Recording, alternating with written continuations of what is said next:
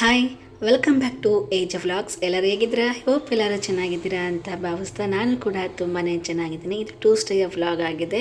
So morning ನಾನು 5 o'clock ಎದ್ದು ನನ್ನ ದಿನಚರಿನ ಪ್ರಾರಂಭ ಮಾಡಿದ್ದೀನಿ. ನೋಡ್ತಾ ಇರ್ಬೋದು 9/9 ಈ ದಿನ ತುಂಬಾ ಸ್ಪೆಷಲ್ ಅಂತಲೇ ಹೇಳ್ಬೋದು. ಅದರ ಮ್ಯಾನಿಫೆಸ್ಟೇಷನ್ಗೆ ಅಂತೂ ತುಂಬಾ ಪವರ್ಫುಲ್ ದಿನ ಅಂತಲೇ ಹೇಳಲಿಕ್ಕೆ ನಾನು ಇಷ್ಟಪಡ್ತೀನಿ. ಹಾಗಾಗಿ ನಾನು ಯಾವ ರೀತಿಯಾಗಿ ಮ್ಯಾನಿಫೆಸ್ಟೇಷನ್ ಮಾಡ್ತೀನಿ ಅನ್ನೋದನ್ನ ತಿಳಿಸ್ಕೊಡ್ತೀನಿ ಹೋಗ್ತಾ. ಸೊ ಮಾರ್ನಿಂಗ್ ಎದ್ದ ತಕ್ಷಣ ದೇವರಿಗೆ ಕೈ ಮುಗಿದು ಪ್ರಾರ್ಥನೆ ಮಾಡಿಕೊಂಡು ಅಫರ್ಮೇಷನ್ ಎಲ್ಲ ಮುಗಿಸಿ ಸೀದಾ ಕಿಚನ್ಗೆ ಬಂದೆ. ಬಟ್ ಕಿಚನನ್ನು ಯಾವಾಗಲೂ ನೈಟೇ ಕ್ಲೀನ್ ಮಾಡಿಟ್ಟಿರ್ತೀನಿ. ಅದು ಎಷ್ಟೇ ಟೈಮ್ ಆಗಿರಲಿ, ಅದು ಎಂಥದೇ ಪ್ರಾಬ್ಲಮ್ ಇರಲಿ ಅಥವಾ ಏನೇ ಪೇನ್ ಇರಲಿ, ಬಟ್ ಕಿಚನ್ ನೈಟೇ ಕ್ಲೀನ್ ಮಾಡಿಬಿಟ್ರೆ ಅರ್ಧ ಕೆಲಸನೇ ಕಂಪ್ಲೀಟ್ ಆಗೋಗ್ಬಿಡುತ್ತೆ. ಇಲ್ಲಾಂದರೆ ಬಂದ ತಕ್ಷಣ ಅಯ್ಯೋ ಈ ಥರ ಮೆಸ್ಸಿಯಾಗಿ ಹೋಗ್ಬಿಟ್ಟಿದ್ದಲ್ಲಪ್ಪ, ಕೆಲಸ ಮಾಡಬೇಕಲ್ಲಪ್ಪ ಅನ್ನೋದೇ ಒಂದು ಸ್ವಲ್ಪ ಮನಸ್ಸಿಗೆ ಒಂದು ಸ್ವಲ್ಪ ಬೇಜಾರಾಗೋಗ್ಬಿಡುತ್ತೆ. ಮಾರ್ನಿಂಗ್ ಏನು ಅನಿಸುತ್ತೆ ಅಂದರೆ ಡೇ ಪವರ್ಫುಲ್ ಆಗಿರಬೇಕು ಅಂದರೆ ಫಸ್ಟ್ ನಾವು ಕಿಚನ್ನ ನೈಟೇ ಕ್ಲೀನ್ ಮಾಡಿ ಇಟ್ಕೊಂಡ್ರೆ ತುಂಬಾ ಒಳ್ಳೆಯದು. ಸೊ ಹಂಗೆ ಮಾರ್ನಿಂಗು ಸಹ ಒಂದು ಸ್ವಲ್ಪ ಗ್ಯಾಸ್ನ ರ್ಯಾಂಡಮಾಗಿ ಹಂಗೆ ಒರೆಸ್ಕೊತೀನಿ. ಮೇಲೆ ನೈಟೆಲ್ಲ ಡೀಪ್ ಕ್ಲೀನ್ ಮಾಡಿಟ್ಕೊಂಡಿರ್ತೀನಲ್ವ, ಆದರೂ ಮಾರ್ನಿಂಗ್ ಎದ್ದ ತಕ್ಷಣ ಅದನ್ನು ಹಾಗೆ ಉಪಯೋಗಿಸ್ಕೊಳ್ಳೋಕ್ಕಿಂತ ಯೂಸ್ ಮಾಡೋದಕ್ಕಿಂತ ಈ ರೀತಿಯಾಗಿ ಸ್ವಲ್ಪ ಒರೆಸ್ಕೊಳೋದು ಉತ್ತಮ. ಇದಾದಮೇಲೆ ಮೆಂತೆಕಾಳನ್ನ ನೆನೆ ಇಟ್ಟಿದ್ದೆ, ಬಾದಾಮಿ ನೆನೆ ಇಟ್ಟಿದ್ದೆ, ಅದನ್ನು ಸಹ ನಾನು ಮೆಂತೆಕಾಳು ನೀರನ್ನ ಕುಡಿದೆ. ತುಂಬಾ ಹೆಲ್ತಿಗೆ ಒಳ್ಳೆಯದು ಇದು. ನನಗಂತೂ ತುಂಬಾ ಯೂಸ್ಫುಲ್ ಆಗ್ತಾಯಿದೆ. ಏರಿಗೆ ಅದರಲ್ಲೂ ತುಂಬಾ ಬೆನಿಫಿಟ್ಸ್ ಇರೋದಂದರೆ ಏರಿಗೆ. ಬಟ್ ತುಂಬಾ ಕೈ ಇರುತ್ತೆ. ಸ್ಟಾರ್ಟಿಂಗೆಲ್ಲ ಸ್ವಲ್ಪ ಕೈ ಅನ್ನಿಸ್ತಿತ್ತು. ಮತ್ತು ಒಂದು ಮಂತ್ ನನಗೆ ಗ್ಯಾಪ್ ಮಾಡಿಬಿಟ್ಟಿದ್ದೆ. ಅದಾದಮೇಲೆ ಮತ್ತೆ ಕಂಟಿನ್ಯೂ ಮಾಡ್ತಾಯಿದ್ದೀನಿ. 1 ಮಂತ್ ಗ್ಯಾಪ್ ಮಾಡಿರೋದ್ರಿಂದ ಸ್ವಲ್ಪ ಅದು ನನಗೆ ಕುಡಿಲಿಕ್ಕೆ ಒಂದು ಸ್ವಲ್ಪ ಒಗರು ಅನ್ನಿಸ್ತಾ ಇತ್ತು. ಆದರೂ ಪರವಾಗಿಲ್ಲ, ಹೆಲ್ತ್ ಕಡೆ ಗಮನ ಹರಿಸಿದಾಗ ನಮಗೆ ಇದೇನೂ ದೊಡ್ಡದು ಅನಿಸಲ್ಲ. ಮೆಂತೆ ನೀರೆಲ್ಲ ಕುಡ್ದಾದ್ಮೇಲೆ ನನ್ನ ಆ್ಯಸ್ ಯೂಶುವಲ್ ರೂಟೀನ್ ಇರುತ್ತಲ್ವ, ಕಸ ಗುಡಿಸು, ನೆಲ ಒರೆಸು, ಕ್ಲೀನ್ ಮಾಡು, ಸ್ನಾನ ಮಾಡು ಅನ್ನೋದೆಲ್ಲ. ಸೊ ನಾನು ಕೂಡ ಕಸ ಗುಡಿಸ್ತಾ ಇದ್ದೆ. ನಮ್ಮ ಹಸ್ಬೆಂಡ್ ಕೂಡ ನಿನ್ನ ಕಸ ಗುಡಿಸಪ್ಪ, ನಾನು ನೆಲವೆಲ್ಲ ಒರೆಸ್ಕೊಡ್ತೀನಿ, ಯಾಕಂದರೆ ಟೈಮ್ ಆಗೋಗ್ಬಿಡುತ್ತೆ. ಯಾಕಂದರೆ 9 ಗಂಟೆ 9 ನಿಮಿಷಕ್ಕೆ ನಾವು ಮ್ಯಾನಿಫೆಸ್ಟೇಷನ್ ಮಾಡಬೇಕು.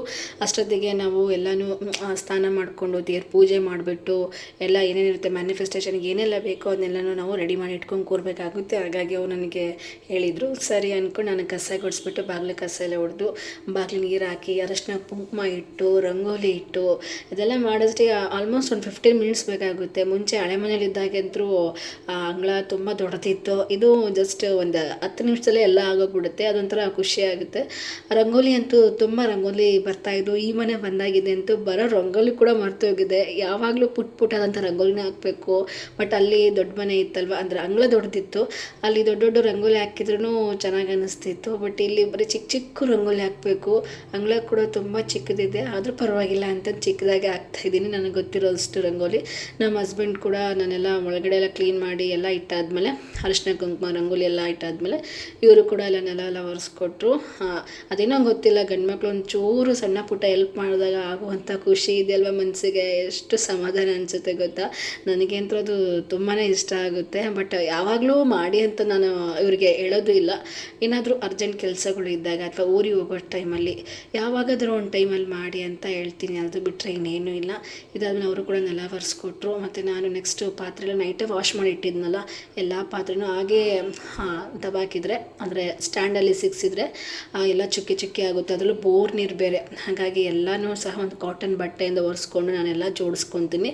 ಇದಾದಮೇಲೆ ನಮಗೆ ಹೆಲ್ತ್ ಜ್ಯೂಸ್ ಬೇಕೇ ಬೇಕು. ಅದೇನೋ ಗೊತ್ತಿಲ್ಲ, ಊಟ ಬಿಟ್ಟಿರ್ತೀನಿ ಅಥವಾ ಟಿಫನ್ ಸ್ಕಿಪ್ ಮಾಡ್ತೀನಿ, ಆದರೆ ನನಗೆ ಹೆಲ್ತಿ ಡ್ರಿಂಕ್, ಡಿಟಾಕ್ಸ್ ಡ್ರಿಂಕ್ ಅಂತಲೇ ಹೇಳ್ಬೋದು.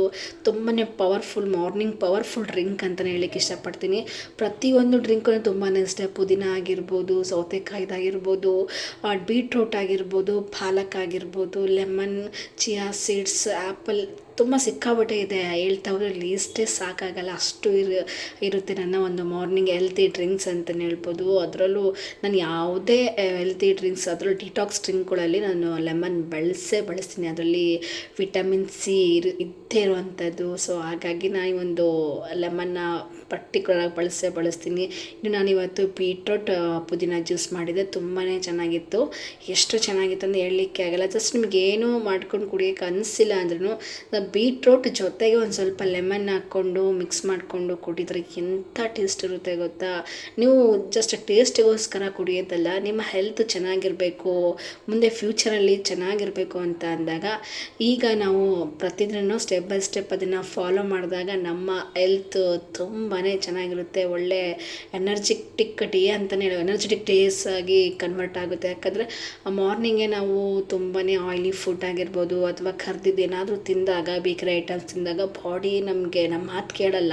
ಸ್ವಲ್ಪ ಅದನ್ನ ಮಾತು ನಾವು ಕೇಳಬೇಕಾಗ್ತದೆ, ನಮ್ಮ ಮಾತನ್ನ ಅದು ಕೇಳಬೇಕು. ಸೊ ಆಗ ಇಟ್ಕೋಬೇಕಂದ್ರೆ ನಾವು ಹೆಲ್ತಿಯಾಗಿರುವಂಥ ಫುಡ್ನ ಕನ್ಸ್ಯೂಮ್ ಮಾಡಿದಾಗ ಮಾತ್ರ ಇದೆಲ್ಲನೂ ಸಾಧ್ಯ ಅಂತಲೇ ಹೇಳ್ಬೋದು. ಅದಕ್ಕೆ ನಾನು ಪುದೀನ, ಕರಿಬೇವು, ಬೀಟ್ರೂಟು, ಲೆಮನ್ನು, ಶುಂಠಿ ಇದನ್ನೆಲ್ಲ ಬಳಸಿದ್ದೀನಿ. ಜೊತೆಗೆ ಮೇಯ್ನಾಗಿ ಹನಿ, ಸ್ವಲ್ಪ ಟೇಸ್ಟ್ ಕೊಡಬೇಕು ನಮಗೆ. ಹಂಗೆ ರಾ ಕುಡಿಯೋಕ್ಕಾಗಿಲ್ಲ ಅದು ಸೋಸ್ಕೊಂಡು ಸ್ವಲ್ಪ ಹನಿ ಹಾಕ್ಕೊಂಡು ಕುಡಿದ್ರೆ ಇನ್ನೂ ಟೇಸ್ಟು ಅದ್ಭುತ. ನಮ್ಮ ಹಸ್ಬೆಂಡ್ ಇದೆಲ್ಲ ಮುಂಚೆ ಕುಡಿತಾ ಇರಲಿಲ್ಲ, ಕುಡಿದೂ ಇಲ್ಲ ಅಂತೆ.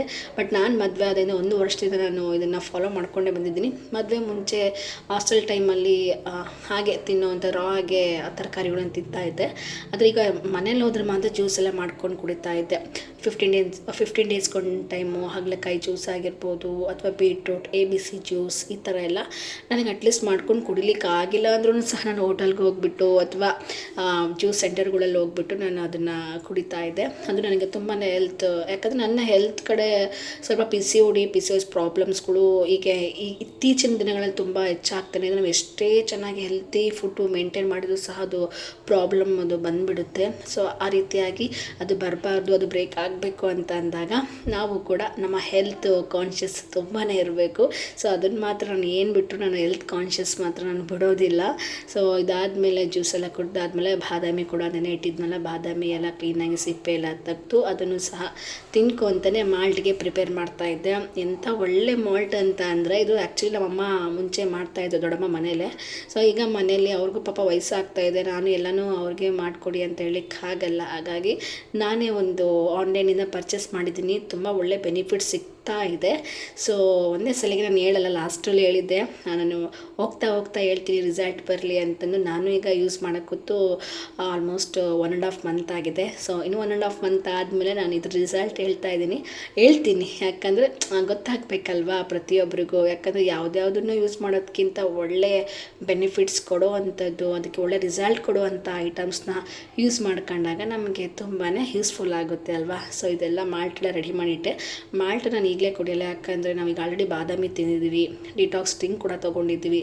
ಬಟ್ ಮೇಲೆ ತೊಗೋಬಾರ್ದು, ಸ್ವಲ್ಪ 1 ಅವರ್ ಗ್ಯಾಪ್ ಇರಬೇಕು. ಇದಾದ್ಮೇಲೆ ಇನ್ನೂ ಟೈಮ್ ಇತ್ತು. ಸೊ ಒಂದು 10 ಮಿನಿಟ್ಸ್ ಮಾರ್ನಿಂಗ್ ಜಸ್ಟ್ 10 ಮಿನಿಟ್ಸ್ ಅಷ್ಟೇ ಮಾಡ್ಕೊಂಡಿದ್ದೆ. ಆನ್ಲೈನ್ ಕ್ಲಾಸ್ ಬರೀ ಅಟೆಂಡ್ ಮಾಡಬೇಕಿತ್ತಲ್ವಾ. ಇಲ್ಲಾಂದರೆ ಇಷ್ಟೊತ್ತಿಗೆ ಎಲ್ಲ ನಂದು ವರ್ಕೌಟ್ ಎಲ್ಲ ಕಂಪ್ಲೀಟ್ ಆಗೋದು. 5 to 6:15 ಆಗುತ್ತೆ ಆನ್ಲೈನ್ ಕ್ಲಾಸ್ ಕಂಪ್ಲೀಟ್ ಆಗಲಿಕ್ಕೆ. ಸೊ ಅದಾದಮೇಲೆ ಉಳಿದಿದ್ದ ಕೆಲಸ ಎಲ್ಲ ಮಾಡಿಕೊಂಡು ಇನ್ನು 10 ಮಿನಿಟ್ಸ್ ಟೈಮ್ ಇತ್ತು ನನಗೆ 8 o'clockಗೆ. ಸೊ ಹಾಗಾಗಿ ಆ 10 ಮಿನಿಟ್ಸ್ನ ವೇಸ್ಟ್ ಮಾಡೋದು ಬೇಡ ಅಂತಂದು ಆ ವರ್ಕೌಟ್ ಮಾಡಿದರೆ ಕಂಪ್ಲೀಟ್ ಆಗಿಬಿಡುತ್ತೆ, 20 ಮಿನಿಟ್ಸ್ ಆಗುತ್ತೆ ಅಂತಂದು ನಾನು ಅಂದ್ಕೊಂಡಿರೋವಂಥದ್ದು. ಏನಂದರೆ ನನ್ನ ಗೋಲ್ ಇರೋವಂಥದ್ದು, ನಾನು ಯಾವಾಗಲೂ ಟೈಮ್ ಟೇಬಲ್ನ ಫಾಲೋ ಮಾಡ್ತೀನಿ. ಆ ಟೈಮ್ ಟೇಬಲ್ ಪ್ರಕಾರ 30 ಮಿನಿಟ್ಸ್ ನಾನು ಇಟ್ಕೊಂಡಿರೋವಂಥದ್ದು ಡೈಲಿ. ಸೊ 30 ಮಿನಿಟ್ಸ್ ನನಗೆ ಆಗಿಲ್ಲ ಅಂದರೂ ಅಟ್ಲೀಸ್ಟ್ 15 ಮಿನಿಟ್ಸ್ 20 ಮಿನಿಟ್ಸ್ ಅಂದರೂ ಮಾಡ್ತೀನಿ. ಬಟ್ ಯಾವಾಗಲೂ ಸ್ಕಿಪ್ ಆಗೋಲ್ಲ. ಕೆಲವೊಂದು ಸರಿ ನಾನು ಲೇಟಾಗಿ ಎದ್ದಾಗ ಅಥವಾ ನಾನು ಯಾವುದಾದ್ರೂ ಒಂದು ಪ್ರಾಜೆಕ್ಟಲ್ಲಿ ಅಥವಾ ಕ್ಲಾಸ್ಗಳಲ್ಲಿ ಹೋಗ್ತಾ ಇರೋದು, ಭರತನಾಟ್ಯಂ ಕ್ಲಾಸ್, ಆನ್ಲೈನ್ ಕ್ಲಾಸಲ್ಲಿ ಏನಾದರೂ ಕೆಲವೊಂದು ವಿಚಾರಗಳಿಗೆ ಒಪ್ಕೊಂಡಾಗ ಏನಾದರೂ ಮಾಡಬೇಕು ಅಂದಾಗ ಕೆಲವೊಂದು ಟೈಮ್ ಸ್ಕಿಪ್ ಆಗುತ್ತೆ. ಅದರ್ವೈಸ್ ಇನ್ನೇನೂ ಇಲ್ಲ. ಇವತ್ತು ನನಗೆ ಸ್ಕಿಪ್ ಆಗಿತ್ತು, ಜಸ್ಟ್ 10 ಮಿನಿಟ್ಸ್ ಅಷ್ಟೇ ಮಾಡಿದ್ದೆ. ಹಾಗಾಗಿ ಇದೊಂದು 10 ಮಿನಿಟ್ಸ್ ಮಾಡಿದಾಗ ನಮಗೆ ತುಂಬಾ ಒಳ್ಳೆ ರಿಸಲ್ಟ್ ಕೊಡುತ್ತೆ.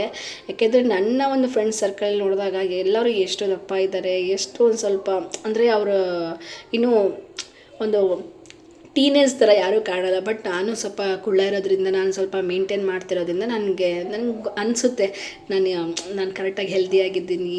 ನಾನು ನೋಡಿದರೆ ಅಷ್ಟು ಇನ್ನೂ ಒಂದು ಆವ್ರೇಜ್ ಏಜ್ ಇದೆ ಅಂತಂದು. ಬಟ್ ನಮಗಿರೋವಂಥದ್ದು 25-26 ಅಷ್ಟೇ ಇರೋವಂಥದ್ದು ಏಜು. ಬಟ್ ಇನ್ನೂ ಅದೇ ರೀತಿಯಾಗಿ ಇನ್ನೂ ಕಾಲೇಜ್ ಸ್ಟೂಡೆಂಟ್ ಅಂತಲೇ ಫೀಲ್ ಆಗುತ್ತೆ. ಸೊ ನನಗಂದು ತುಂಬಾ ಇಷ್ಟ. ನಮ್ಮ ಹಸ್ಬೆಂಡ್ ಅಂತರೂ ಇದೇ ರೀತಿಯಾಗಿ ಫಿಟ್ನೆಸ್ನ ಮೇಂಟೈನ್ ಮಾಡು ಅಂತಾರೆ. ಯಾಕಂದರೆ ಈಗಿರೋ ಒಂದು ಜನ್ರೇಷನ್ ಹೆಲ್ತ್ ಆಗಿರ್ಬೋದು, ಪ್ರೆಗ್ನೆನ್ಸಿ ವಿಚಾರದಲ್ಲಿ ಸ್ವಲ್ಪ ಫ್ಯಾಟ್ ಆದರೆ ಪ್ರೆಗ್ನೆನ್ಸಿ ಆಗೋದು ಕಷ್ಟ. ಈಗ ಆಲ್ರೆಡಿ ಒಂದು ಟೈಮ್ ನಾವು ಅದು ಹೊಡ್ತಾ ತಿಂದಿದ್ದೀವಿ. ಆ ಒಂದು ಕಾರಣಕ್ಕೋಸ್ಕರ ಅವ್ರು ನನಗೆ ಯಾವಾಗಲೂ ಹೇಳ್ತಾರೆ. ಹಾಗಾಗಿ ನಾನು ಕೂಡ ಅದನ್ನು ಫಾಲೋ ಮಾಡ್ತೀನಿ. ಇನ್ನು ಈ ಥರ ಎಲ್ಲ ಮಾಡೋದ್ರೆ, ವರ್ಕೌಟ್ಸ್ ಎಲ್ಲ ಮಾಡೋದ್ರಿಂದ ನಮಗೂ ಕೂಡ ಹೆಲ್ತ್ ಬೆನಿಫಿಟ್ಸ್ ಚೆನ್ನಾಗಿರುತ್ತೆ. ನಮ್ಮ ಬಾಡಿ ಕೂಡ ಫಿಟ್ ಆಗಿರುತ್ತೆ, ಫುಲ್ ಡೇ ಆ್ಯಕ್ಟಿವ್ ಆಗಿ ಕೂಡ ಇರ್ತೀವಿ. ಯಾವಾಗಲೂ ಸಪ್ಪೆ ಮೊರೆ ಹಾಕ್ಕೊಂಡು ಇರೋದಿಲ್ಲ, ತುಂಬಾ ಚೆನ್ನಾಗಿರ್ತೀವಿ. ಆ ಒಂದು ರೀಸನ್ಗೋಸ್ಕರ ನಾನು ಯಾವಾಗಲೂ ವರ್ಕೌಟ್ ಮಾಡ್ತೀನಿ. ಏನೂ ಆಗಿಲ್ಲಪ್ಪ ಇವತ್ತು ವರ್ಕೌಟೇ ಮಾಡೋಕ್ಕಾಗಲಿಲ್ಲ ಅಂದ್ರೂ ಅಟ್ಲೀಸ್ಟ್ 5 ಮಿನಿಟ್ಸ್ ವಾಕ್ ಆದರೂ ಮಾಡಿ, 10 ಮಿನಿಟ್ಸ್ ವಾಕ್ ಮಾಡಿ, ಇಲ್ಲ ಸ್ಟೆಪ್ಸ್ನ ಹತ್ತಿ ಇಳಿರಿ. ಈ ರೀತಿಯಾಗಿ ಮಾಡೋದ್ರಿಂದ ನಮ್ಮ ಬಾಡಿಯಲ್ಲಿರುವಂತಹ ಒಂದಿಷ್ಟು ಕೊಬ್ಬು ಕರಗ್ತಾ ಹೋಗುತ್ತೆ. ಇಲ್ಲಾಂದರೆ ಯಾವಾಗಲೂ ಮನೆ ಕೆಲಸ, ಅಡುಗೆ, ಊಟ ಮಾಡೋ, ತಿನ್ನು, ಮೊಬೈಲ್ ನೋಡು, ಮೊಬೈಲ್ ಸ್ಕ್ರೋಲ್ ಮಾಡು, ಟಿ ವಿ ನೋಡು, ಸೀರಿಯಲ್ಸ್ ನೋಡು ಅಂತ ಕೂತ್ರೆ ನಮ್ಮ ಲೈಫ್ ಕಡೆ ನಾವು ಸ್ವಲ್ಪ ಗಮನ ಹರಿಸ್ತಿಲ್ಲ ಅಂದರೆ ನಮ್ಮ ಬಾಡಿ ನಮ್ಮ ಮಾತು ಕೇಳಲ್ಲ. ನಮ್ಮ ಬಾಡಿ ಏನೋ ಹಕಾರ ವಿಕಾರವಾಗಿ ಆಗೋಗ್ಬಿಡುತ್ತೆ. ಆಮೇಲೆ ಬೇರೆಯವ್ರು ಹೇಳ್ದಾಗ ಇವಳು ಎಷ್ಟು ಅಪ್ಪ ಇದ್ದಾಳಪ್ಪ, ಇವಳು ಹೆಂಗಿದ್ದಾಳೆ ನೋಡೋಕ್ಕೆ ಅಂತ. ಅವ್ರು ಬೇರೆ ಯಾರೋ ಹೇಳೋಕ್ಕಿಂತ ಮುಂಚೆ ನಮ್ಮ ಬಾಡಿನ ನಾವು ಫಿಟ್ಟಾಗಿ ಇಟ್ಕೊಂಡ್ರೆ ಯಾರ ಹತ್ರ ಏನು ಹೇಳಿಸ್ಕೊಳೋದು ಅವಶ್ಯಕತೆ ಇಲ್ಲ ಅಂತಲೂ ನಾನು ಹೇಳ್ತೀನಿ. ಸೊ ಇದಾದಮೇಲೆ ವರ್ಕೌಟ್ ಎಲ್ಲ ಮುಗೀತು. ಸ್ನಾನ ಕೂಡ ಮಾಡಿಕೊಂಡು ಬಂದು ಪೂಜೆಗೆಲ್ಲ ರೆಡಿ ಮಾಡ್ತಾಯಿದ್ದೀನಿ. ಅದೇನೋ ಗೊತ್ತಿಲ್ಲ, ಪೂಜೆ ಟೈಮಲ್ಲಿ ಆಗುವಂಥ ಖುಷಿ, ಸಂತೋಷ ನನಗಂತೂ ಎಲ್ಲೂ ಸಿಗೋಲ್ಲ. ಅವಾಗಂತೂ ಆ ಮನೇಲಿದ್ದಾಗ ಆ ದೇವ್ರ ಕೋಣೆ ಸಪ್ರೇಟಾಗಿ ಇರಲಿಲ್ಲ. ಅವಾಗ ಒಂದು ಸ್ವಲ್ಪ ಪೂಜೆ ಮಾಡೋಕ್ಕೆ ನನಗೆ ಇಷ್ಟ ಆಗ್ತಾ ಇರಲಿಲ್ಲ. ಕುತ್ಕೊಂಡು ಸಮಾಧಾನದಾಗೆ ಪೂಜೆ ಮಾಡೋಕ್ಕೆ ನನಗಿಷ್ಟ. ಅಲ್ಲಿ ಇತ್ಕೊಂಡು ಒಂದಿಷ್ಟು ಫೋಟೋಸ್ ನಮಗೆ ಇಷ್ಟ ಆಗಿದ್ದು ಫೋಟೋಸ್ನ ನಾವು ಅಲ್ಲಿ ಇಟ್ಕೊಳಕ್ಕೆ ಆಗ್ತಾ ಇರಲಿಲ್ಲ. ಒಂದು ಸ್ವಲ್ಪ ಅದೇ ಎಲ್ಲನೂ ಸ್ಟೆಪ್ ಬೈ ಸ್ಟೆಪ್ ಹೋದಾಗೆ ಎಲ್ಲ ಲೈಫ್ ಚೆನ್ನಾಗಿರುತ್ತೆ ಅಲ್ವಾ. ಕಷ್ಟ ಸುಖ ಎಲ್ಲನೂ ಇದ್ದಾಗಿನೇ ಅದು ಲೈಫು ಅಂತ. ಫಸ್ಟ್ ನಮ್ಮ ಮನೆ ಆ ರೀತಿಯಾಗಿದ್ದು ತುಂಬ ಚೆನ್ನಾಗಿತ್ತು. ಅದು ನಾವು ಇದೇ ರೀತಿಯಾಗಿರಬೇಕು, ಅದೇ ರೀತಿಯಾಗಿರಬೇಕು ಅಂತ ಏನೂ ಅಂದ್ಕೊಳ್ತಾ ಇರಲಿಲ್ಲ. ಬಟ್ ಆದರೂ ಚೆನ್ನಾಗಿತ್ತು. ಈ ಮನೆ ಅದಕ್ಕಿಂತ ಒಂದು ಸ್ವಲ್ಪ ಚೆನ್ನಾಗಿದೆ. ಸಪ್ರೇಟ್ ದೇವ್ರ ಕೋಣೆ ಇದೆ. ಹಾಗಾಗಿ ನನಗೆ ಸ್ವಲ್ಪ ಖುಷಿಯಾಗುತ್ತೆ ಸಮಾಧಾನಕ್ಕೆ ಪೂಜೆ ಮಾಡಲಿಕ್ಕೆ. ಎಲ್ಲನೂ ಸಹ ಪೂಜೆ ಮಾಡಲಿಕ್ಕೆ ರೆಡಿ ಮಾಡ್ಕೊಂಡು ಪೂಜೆ ಎಲ್ಲ ಮಾಡಿದ್ವಿ. ಆ ಟೈಮಲ್ಲೇ ಮುಗಿಸ್ಬೇಕು ಅಂದ್ಕೊಂಡು ಪೂಜೆ ಕೂಡ ಮುಗಿಸಿದ್ವಿ. ಸೊ ನೆಕ್ಸ್ಟ್ ನನ್ನ ಫೈನಲ್ ಪಾಯಿಂಟ್ಸ್ ಏನಂತ ಅಂದರೆ ಮ್ಯಾನಿಫೆಸ್ಟೇಷನ್ ಇವತ್ತು 9 ಗಂಟೆ 9 ನಿಮಿಷಕ್ಕೆ ನಾವು ಮ್ಯಾನಿಫೆಸ್ಟೇಷನ್ ಮಾಡಬೇಕು ಅಂದ್ಕೊಂಡು ಎಲ್ಲನೂ ರೆಡಿ ಮಾಡ್ತಾ ಇದ್ದೀವಿ. ಪಲಾವ್ ಎಲೆ ಮೇಲೆ ಗ್ರೀನ್ ಪೆನ್ನಿಂದ ನಾವೇನೀಗ ಆಗಬೇಕು ಅಂತ ಅಂದ್ಕೊಂಡಿದ್ದೀವಿ ಅದನ್ನು ನಾವು ಆಲ್ರೆಡಿ ಆಗಿದ್ದೀವಿ ಅಂತ ಅಂದ್ಕೊಂಡು ಪಲಾವ್ ಎಲೆ ಮೇಲೆ ನಾವು ಬರೆದ್ಬಿಟ್ಟು ಅದನ್ನು ಒಂದು ದೀಪ ಹಚ್ಬಿಟ್ಟು ಬರ್ನ್ ಮಾಡಬೇಕಾಗುತ್ತೆ. ಸೊ ನಾನು ಕೂಡ ನಮ್ಮ ಮನೆಯವರು ಒಂದು ಎಲೆಯಲ್ಲಿ ಬರೆದ್ರು. ನನಗೆ ಆಲ್ಮೋಸ್ಟ್ ಒಂದು ಎಲೆಯಲ್ಲಿ ಒಂದನ್ನು ಮಾತ್ರ ಹೇಳ್ಬಿಟ್ಟು ಬರಿಬೇಕು. ಅದಾಗಿಲ್ಲ ಅಂದರೆ ಅಟ್ಲೀಸ್ಟ್ 9 ನಿಮಗೆ ತುಂಬಾ ಇದೆ ಡ್ರೀಮ್ಸ್ ಅಂತ ಅಂದಾಗ 9 ಎಲೆ ತೊಗೊಂಡು 9 ಎಲೆಯಲ್ಲಿ ಗ್ರೀನ್ ಪೆನ್ನಲ್ಲಿ ಬರಿಬೇಕಾಗುತ್ತೆ. ಓಕೆನಾ. ಸೊ ನನಗಿಲ್ಲ ಒಂದೇ ಪ್ರಾಬ್ಲಮ್ ಇರುವಂಥದ್ದು, ಒಂದು ಎಲೆಯಲ್ಲಿ ನೀವು ಪಲಾವ್ ಎಲೆಯಲ್ಲಿ ಒಂದು ಎಲೆಯಲ್ಲಿ ಗ್ರೀನ್ ಪೆನ್ನಲ್ಲಿ ಬರೆದು ಆ ಒಂದು ಬರೆದಾದ ನಂತರದಲ್ಲಿ ದೇವರಿಗೆ ಪ್ರೇ ಮಾಡಿಬಿಟ್ಟು ಅದನ್ನು ದೀಪದಿಂದ ಸುಡಬೇಕು. ಸೊ ನಾನು ಇದನ್ನು 9 ಗಂಟೆ 9 ನಿಮಿಷಕ್ಕೆ ಸ್ಟಾರ್ಟ್ ಮಾಡಿಬಿಟ್ಟು ಕಂಪ್ಲೀಟ್ ಮಾಡಿದೆ. ಸೊ ಅರಿಬಿರಿಯಲ್ಲಿ ಮಾಡಿದೆ, ನಿಧಾನವಾಗಿ ಮಾಡಿಬಿಟ್ಟು ಇದನ್ನು ಕಂಪ್ಲೀಟ್ ಮಾಡಿದ್ವಿ. ತುಂಬಾ ಖುಷಿ ಆಯಿತು. ಇದು ವರ್ಷಕ್ಕೆ 1 ಸಲ ಬರೋದಂತೆ. ಸೊ ನಮಗೆ ತುಂಬಾ ಖುಷಿ ಆಯಿತು. ಕೆಲವೊಂದು ನಾವು ಗೊತ್ತಿರೋದಿಲ್ಲ, ನಾವು ಬೇರೆ ಹತ್ರ ತಿಳ್ಕೊಂಡಾಗ ಕೆಲವೊಂದು ವಿಚಾರಗಳನ್ನ ನಾವು ಆನ್ಲೈನ್ ಕ್ಲಾಸಲ್ಲಿ ತಿಳ್ಕೊಂಡಾಗೆ ಗೊತ್ತಾಗುತ್ತೆ. ಸೊ ಅವ್ರು ನಮಗೆ ಹೇಳ್ಕೊಟ್ಟಿದ್ದಂತ ನಾನು ನಿಮಗೆ ಶೇರ್ ಮಾಡಬೇಕು ಅನ್ನಿಸ್ತು, ಶೇರ್ ಮಾಡಿದೆ. ಯಾರಿಗೆಲ್ಲ ಮುಂದೆ ಲೈಫಲ್ಲಿ ಒಳ್ಳೆ ರೀತಿಯಿಂದ ಒಳ್ಳೆ ಪಾಸಿಟಿವ್ ಆಗಿ ಒಳ್ಳೆಯದನ್ನು ಬಯಸಬೇಕು, ಒಳ್ಳೆಯದನ್ನು ಸಮಾಜಕ್ಕೆ ಕೊಡಬೇಕು ಅಂತ ಅಂದಾಗ ನೀವು ಈ ಥರ ಮ್ಯಾನಿಫೆಸ್ಟೇಷನ್ ಮಾಡಿಕೊಂಡು ಮಾಡೋದ್ರಿಂದ ಎಲ್ಲನೂ ಸಕ್ಸಸ್ ನಿಮ್ಮ ಮುಂದೆನೇ ಕಾಣುತ್ತೆ. ಬಟ್ ನೆಗೆಟಿವ್ ಥಾಟ್ಸ್ ಇವೆಲ್ಲ ಮ್ಯಾನಿಫೆಸ್ಟೇಷನಲ್ಲಿ ನಡೆಯಲ್ಲ. Only positive. ನೀವು ಏನೇ ಮಾಡಬೇಕಂದ್ರೂ ಪಾಸಿಟಿವ್ ಆಗಿ ಮಾಡೋದ್ರಿಂದ ತುಂಬ ಒಳಿತಾಗುತ್ತೆ. ಸೊ ಹಾಗಾಗಿ ನಾನು ಇದನ್ನು ಇವತ್ತು ಈ ಒಂದು ವಿಡಿಯೋನ ಮಾಡ್ಕೊಂಡಿದ್ದೀನಿ. ಕೊನೆಯದಾಗಿ ಮ್ಯಾನಿಫೆಸ್ಟೇಷನ್ ಕಂಪ್ಲೀಟ್ ಆಯಿತು. ಸೊ ಮಾಲ್ಟ್ ಕೂಡ ರೆಡಿ ಮಾಡಿದ್ದೆ. ಅದೇನೋ ಗೊತ್ತಿಲ್ಲ, ದೇವ್ರ ಪೂಜೆ ಮಾಡಾದಮೇಲೆ ಮಾಲ್ಟ್ ಕುಡಿಯುವಂಥದ್ದು ನಮ್ಮ ಅಭ್ಯಾಸ ಆಗೋಗಿದೆ. ಸೊ ಇಬ್ಬರು ಕುತ್ಕೊಂಡು ಮಾಲ್ಟ್ನ ಕುಡಿದು ಅದಾದಮೇಲೆ ಒಂದಿಷ್ಟು ಮಾತುಕತೆ, ಪೇಪರ್ ಅದು ಕಂಪಲ್ಸರಿ ಪೇಪರ್ ಓದ್ತಾರೆ ನಮ್ಮ ಹಸ್ಬೆಂಡು. ಅದಾದಮೇಲೆ ಪೇಪರೆಲ್ಲ ಓದಿ ಮುಗಿಸಿ ಅದಾದಮೇಲೆ ಟಿಫನ್ಗೆ ನಾನು ಸಲಾಡ್ ಮಾಡಿದ್ದೆ. ಎಷ್ಟು ಚೆನ್ನಾಗಿತ್ತು ಹೆಸರು ಕಾಳ್ದು ಸಲಾಡ್ ಅಂದರೆ ತುಂಬಾ ಚೆನ್ನಾಗಿತ್ತು. ಅದಕ್ಕೆ ಹೆಸರು ಕಾಳು, ಕಡಲೆಕಾಳು, ಕ್ಯಾರೆಟು, ಸೌತೆಕಾಯಿ, ಈರುಳ್ಳಿ, ಕರಿಬೇವು, ಪುದೀನ, ಕೊತ್ತಂಬರಿ ಎಲ್ಲ ಹಾಕಿ ಸ್ವಲ್ಪ ಎಲ್ಲನೂ ಸರಿಯಾದ ರೀತಿಯಾಗಿ ಕಲಿಸ್ಬಿಟ್ಟು ಅದಾದಮೇಲೆ ಕಾರ್ನ ಒಂದಿಷ್ಟು ಬಿಸಿ ಮಾಡಿ ಇಟ್ಕೊಂಡು ಕಾರ್ನ ಅದಕ್ಕೆ ಹಾಕ್ಬಿಟ್ಟು ಕೊಬ್ಬರಿ ತುರಿ ಹಾಕಿ ಒಂದಿಷ್ಟು ಉಪ್ಪನ್ನ ಹಾಕಿ ಕಲಸಿ ಲೆಮನ್ ಎಲ್ಲ ಹಾಕ್ಬಿಟ್ಟು ತಿಂದಾಗ ತಿಂದಾಗ ವಾಹ್ ಎಂಥ ಟೇಸ್ಟ್ ಸ್ವರ್ಗ ಅಂತಲೇ ಹೇಳ್ಬೋದು. ನಮ್ಮ ಹಸ್ಬೆಂಡ್ ಅಂದರು ತುಂಬಾ ಇಷ್ಟಪಟ್ಟರು. ಸರಿ ಈಗ ತಿಂದ್ರಲ್ವಾ, ನೆಕ್ಸ್ಟ್ ನಾನು ಟಿಫನ್ ಮಾಡಿಕೊಡ್ಲಾ ಅಂತ ಕೇಳಿದೆ. ಟಿಫನ್ ಆಲ್ರೆಡಿ ಹೊಟ್ಟೆನ ತುಂಬೋಗಿದ್ದೀನಿ, ಯಾವ ಟಿಫನು ಬೇಡಮ್ಮ ಅಂತ ಹೇಳಿದರು. ಸೊ ಒಂಥರ ನನಗೆ ಈ ದಿನ ತುಂಬಾ ಚೆನ್ನಾಗಿತ್ತು. ಟ್ಯೂಸ್ಡೇ ವ್ಲಾಗ್ ಇದಾಗಿತ್ತು. ಒಂಥರ ಹೆಲ್ತಿಯಾಗಿ ನಾವೊಂದು ಈ ದಿನ ನಾನು ಕಂಪ್ಲೀಟ್ ಮಾಡ್ತೀನಿ. ಮಾರ್ನಿಂಗ್ ಟಿಫನ್ ಆಗಿರ್ಬೋದು, ಲಂಚ್ ಆಗಿರ್ಬೋದು, ಡಿನ್ನರ್ ಆಗಿರ್ಬೋದು, ಯಾವಾಗಲೂ ಅಷ್ಟೇ ನಾನು ಹೆಲ್ತ್ ಕಡೆ ಗಮನ ಹರಿಸಿ ಹೆಲ್ತ್ಗೆ ಏನು ಬೇಕೋ ಅದನ್ನು ಮಾತ್ರ ನಾನು ಮಾಡಿ ಕೊಡ್ತೀನಿ. ನಮ್ಮ ಹಸ್ಬೆಂಡ್ಗಾಗಿರ್ಬೋದು, ನಾನಾಗಿರ್ಬೋದು.